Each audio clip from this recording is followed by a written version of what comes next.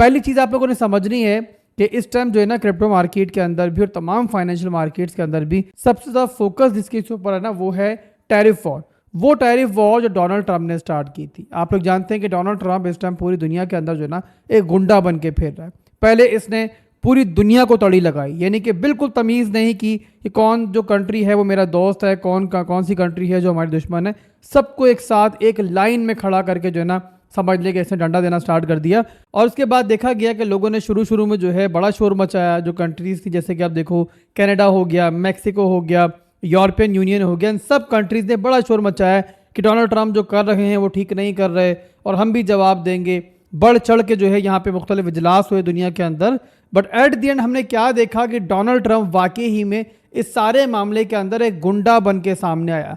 आप जस्ट यहाँ पे इमेजिन करो कि अमेरिका का सदर है और वो यहाँ पे क्या बयान दे रहा है कि यहाँ पे मैं टैरिफ जो लगाया ना दुनिया के ऊपर, उसके बाद मुझे आगे से किसी को कोई जवाब नहीं चाहिए, यानी कोई भी यहाँ पे चूचरा नहीं करेगा, बस चुपचाप पिटते रहो और जवाब दोगे तो मैं और मारूंगा। तो यहाँ पे सब ने चुपचाप यहाँ पे जो है डोनाल्ड ट्रंप की गुंडागर्दी जो है एक्सेप्ट कर ली। और इसी रीज़न की वजह से डोनाल्ड ट्रंप ने फिर 90 दिन का पॉज जो है लगा दिया अब टैरिफ के ऊपर। उसने कहा कि भाई देखो ज़्यादातर कंट्रीज़ जो है मुझसे कांटेक्ट कर रही हैं, तो यहाँ पे हम जो है टैरिफ कम कर देंगे, थोड़ा बहुत एहसान कर देंगे अगर वो हमारा टैरिफ कम करते हैं। बट इसके बावजूद एक ऐसा मुल्क है जिस पे डोनाल्ड ट्रंप ने यहाँ पे कोई भी नरमी नहीं दिखाई है और वो है चाइना। चाइना के ऊपर आज के दिन तक जो है यहाँ पे 100% से ज़्यादा का इजाफी टैरिफ जो है डोनाल्ड ट्रंप नाफिज कर चुका है। और रीज़न सिर्फ यहाँ पर एक है कि चाइना जो है आगे से जवाब दे रहा है। चाइना यूएसए को यूएसए की ज़ुबान में जवाब दे रहा है। यहाँ पे जस्ट ये देखो एक नई बात जो की गई है व्हाइट हाउस तरफ से आज के दिन के अंदर कि जो भी हमारे सामने उठेगा, जो भी यहाँ पे रिटेलिएट करेगा, उसको हम जो है यहाँ पे और रगड़ेंगे और टैरिफ लगाएंगे और जो यहाँ पे जवाब हमें नहीं देगा उसको रिवॉर्ड करेंगे। तो यहाँ पे जस्ट इमेजिन करो कि क्या चल रहा है दुनिया के अंदर और किस किस्म की गुंडागर्दी दुनिया के अंदर चल रही है। बट चाइना जाहिर सी बात है दुनिया का सबसे बड़ा मैन्युफैक्चरर है तमाम गुड्स का, दुनिया के लिए सबसे ज़्यादा प्रोडक्ट्स ये लोग तैयार कर रहे हैं। तो वो बहरहाल यहाँ पे गुंडागर्दी मानने को तैयार नहीं। उसे मालूम है कि भाई अगर मैंने अमेरिका की बात मान ली तो इसका मतलब ये है कि अमेरिका को उस फील्ड के अंदर, उस जंग के अंदर मैं यहाँ पे हाथ में रख के फतह दे दूं कि जिस पे पहले उसकी इजारादारी थी। तो ओवरऑल यहाँ पे दोस्तों सारे मामले के बाद क्या पिक्चर हमारे सामने आती है? ये पिक्चर सामने आती है कि डोनाल्ड ट्रंप वर्सेस वर्ल्ड जो है कभी था ही नहीं। पूरी दुनिया डोनाल्ड ट्रंप के मुकाबले में थी नहीं कभी। असल में यूएसए वर्सेस चाइना है। एनीवेज यहाँ पे दोस्तों चाइना बहरहाल अभी तक भी जो है यहाँ पे हार मानने को तैयार नहीं है। और यहाँ पे अभी रिसेंट खबर ही है जस्ट चंद लम्हों पहले की, वो भी यहाँ मैं आपको दिखा दूं। खबर आपके सामने है कि चाइना ने यहाँ पे यूएसए के ऊपर जो है जवाब में 125% जो है टैरिफ नाफिज कर दिया। जो ओवरऑल टैरिफ है वो 125% तक पहुंच चुका है। तो चाइना बहरहाल यूएसए का मुकाबला कर भी रहा है, कोई हार भी नहीं मान रहा। और चाइना की बस एक ही बात है कि भाई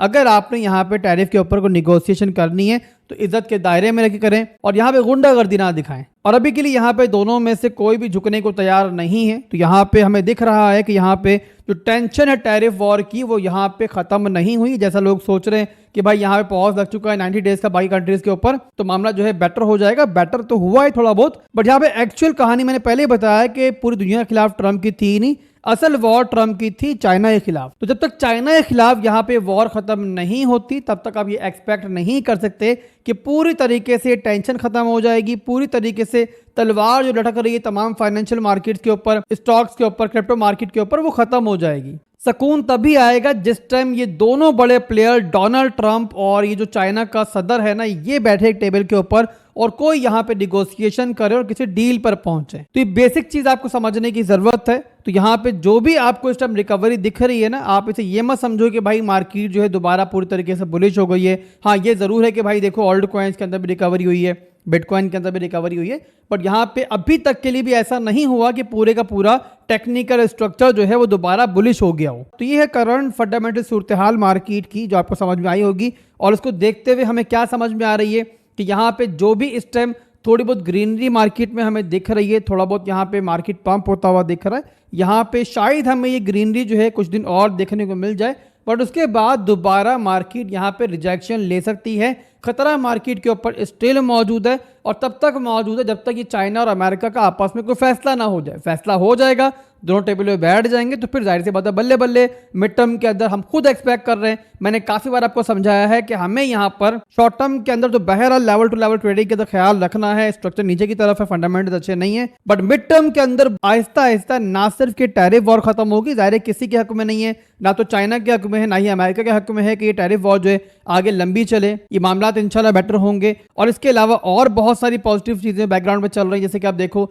बताया मैंने कि इन्फ्लेशन जो है यहाँ पे मुसलसल कम हो रही है और एक दफा फिर से सीपीआई डेटा जो है वो कम आया है और इन्फ्लेशन कम होने के बाद जो है बाजार आवाजें उठ रही है मार्केट के अंदर कि भाई अब जो है एफओएमसी को रेट कटिंग की तरफ जाना चाहिए। बट यहाँ मसला ये है कि जेरम पॉल और ट्रंप की एक पर्सनल लड़ाई है। जेरम पॉल को मालूम है कि भाई देखो यहाँ पे ट्रंप जो सब कुछ कर रहा है ना इस टाइम दुनिया के अंदर, जो सारी गुंडागर्दी मचाई हुई है, उसका एक और रीजन ये भी है कि रेट कटिंग की जाए। बट जेरम पॉल जो है टस से मस नहीं हो रहा, वो अभी भी यही बात कर रहा है कि भाई देखो इन्फ्लेशन जो है अभी तो कम हो रही है बट आगे चल के बढ़ सकती है। आपने जो टैरिफ नाफिज किया है वो यहाँ पे आगे चल के इन्फ्लेशन को बढ़ा सकता है, तो इसीलिए यहाँ पे फिलहाल हमें कोई जल्दी नहीं है रेट कटिंग करने की। और यहाँ पे जस्ट आप लोग ये देखो कि जेरम पॉल ट्रंप के कितने खिलाफ है कि आज के पॉजिटिव नंबर के बावजूद खुल के तनकीद की है ट्रंप की पॉलिसीज के ऊपर और ये बताया है कि देखो अभी तो यहाँ पे इन्फ्लेशन कम हो रही है बट आगे चल के इन्फ्लेशन जो है बढ़ने के पूरे पूरे चांसेस हैं। अब देखना होगा नेक्स्ट मीटिंग के अंदर जेरम पॉल यहाँ पे रेट कटिंग करते हैं नहीं करते हैं।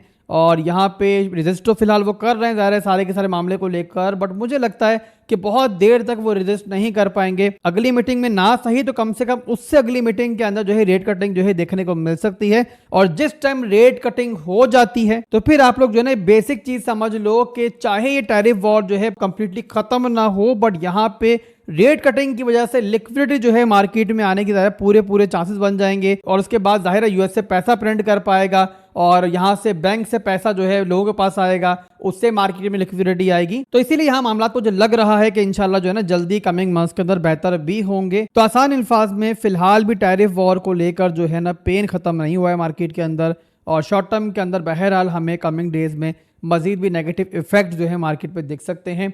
बट उसके बाद मैं एक्सपेक्ट कर रहा हूं कि मिड टर्म के अंदर जो है ग्रेजुअली चीज़ें बेहतर होंगी और मिड टर्म के अंदर बहरहाल मैं बिटकॉइन को लेकर भी और क्रिप्टो मार्केट को ओवरऑल लेकर जो है पॉजिटिव हूं और मैं एक्सपेक्ट कर रहा हूं कि इंशाल्लाह मामला जो है आगे चल के बेटर होते जाएंगे और उसके बाद इंशाल्लाह जो है ना आपको मार्केट की दोबारा एक एक्चुअल रिकवरी देखने को मिलेगी जहां पे वाकई में आपको ऑल्ट कॉइन्स भी और बिटकॉइन भी रिकवर होते हुए दिखेंगे। बट उससे पहले जाहिर सी बात है शॉर्ट टर्म के अंदर बताया मैंने कि हम यहाँ पे स्टिल मार्केट में पेन कमिंग डेज में देख सकते हैं। तो ये हो गया दोस्तों ओवरऑल इस टाइम फंडामेंटल सिनेरियो। मैंने बड़ी आसान जुबान में आपको समझा दिया। अगर समझ में आई है तो लाजमी वीडियो को लाइक करो, कमेंट में फीडबैक दो। इसके बाद चलते हैं अब बिटकॉइन के चार्ट के ऊपर, वहां पे टेक्निकली देख लेते हैं कि बिटकॉइन के अंदर क्या चल रहा है। सबसे पहले हमारे पास जो है लोअर लोस लोअर हाइज बन रहे हैं, स्ट्रक्चर स्टिल नीचे की तरफ है। ये देखो तो ये बना हमारा लो, ये बना हाई और ये बना हमारा एक नया लो। तो लास्ट हाई हमारे पास कौन सा है? लास्ट हाई है हमारा 88,000 के ऊपर जहां से हमने शॉर्ट ली थी, आपको याद होगा 78,000 तक मार्केट को हमने शॉर्ट किया था। और लास्ट लो कौन सा है हमारा? कैंडल क्लोजिंग को देखें तो 76,000, विक को देखें तो 74,000। तो ये हमारा लास्ट लो है। तो यहाँ पे आप भी टेक्निकली जानते हैं कि जब तक हमारा लास्ट हाई जो बना हुआ है वो जब तक नहीं टूटता है तो स्ट्रक्चर है मार्केट का वो दोबारा ऊपर की तरफ शिफ्ट नहीं होता है। तो ओवरऑल यहाँ पे डेली के स्ट्रक्चर के लिहाज से जो हमारा स्ट्रॉन्ग हाई का रीजन बनता है, जो हमारा मेजर सप्लाई जोन बनता है, वो बनता है यहाँ पर हमारा 88,500 से लेके लगभग यहाँ पे 86,500 तक। $2,000 का ये पूरे का पूरा हमारा सप्लाई जोन है, जो कि आप कह सकते हो डेली का हमारा मेजर सप्लाई जोन है। इसके अलावा चार्ट को कन्वर्ट करता हूं मैं 4 घंटे के अंदर, शॉर्ट टाइम फ्रेम के अंदर इंटरनल स्ट्रक्चर के अंदर जो रिकवरी हमें देखने को मिल रही है, बिटकॉइन यहाँ पे 83,000 के आसपास हमें दिख रहा है। यहाँ पर ये रिकवरी जो है कहाँ तक रह सकती है, कहाँ तक जा सकती है, कहाँ से फिर हमें एक रिजेक्शन देखने को मिल सकती है, वो दिखाने के लिए मैं आपको 4 घंटे में लेके जा रहा हूँ।